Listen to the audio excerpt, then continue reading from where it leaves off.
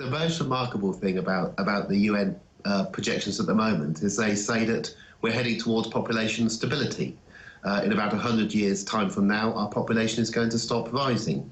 And that's the first time for many, many centuries that's occurred, and it's good news for the world. Also, the other important thing for all of us is that a big reason why our population numbers are going up isn't because there's more of us being born, it's because more of us are living longer. So there are more of us around at any one time.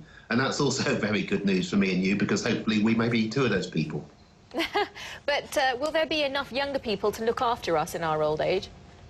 There's definitely going to be few younger people. At the moment, the average family in the world has 3 children. Our children are expected to just have 2 children on each. So we're going to have to get used to fewer younger people. We're going to have to care about our younger people a bit more and treat them a bit better. But also we're going to need to have middle-aged people looking after older people, and older people looking after very old people. One of the things that I often think about, particularly in, and hopefully, I mean, we're going to be in a situation where we're going to be mostly industrialised, I suppose, is that with the information age, making everything automated and the use of, computation, all that sort of thing, will there be enough jobs for all these people? Well, at the moment, across Europe, there are many areas where 50% of young people don't have jobs, and in Europe, the number of young people have been declining. So it is quite possible to get yourself into a situation where you have a population becoming older and you don't find enough things for young people to do.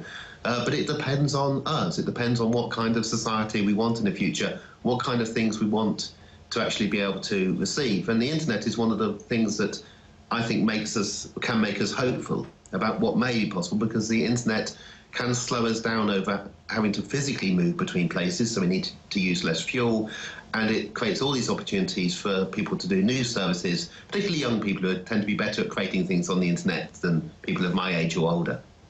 That internet point is quite interesting as well, because it moves towards that sort of utopian world that some philosophers talk about, of, things being level, really, and a borderless world maybe, but that's a discussion for a whole other day.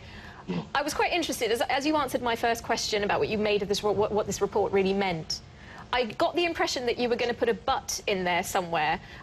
As I understand it, you have some projections of your own, is that right? I produced this book called Population 10 Billion because I was a bit concerned when the UN projection came out 2 years ago, saying there'll be 10 billion of us rather than 9. I mean, there were huge variations in these estimates anyway. And last month, the UN have upped their report again to say maybe 11 billion by 100 years' time.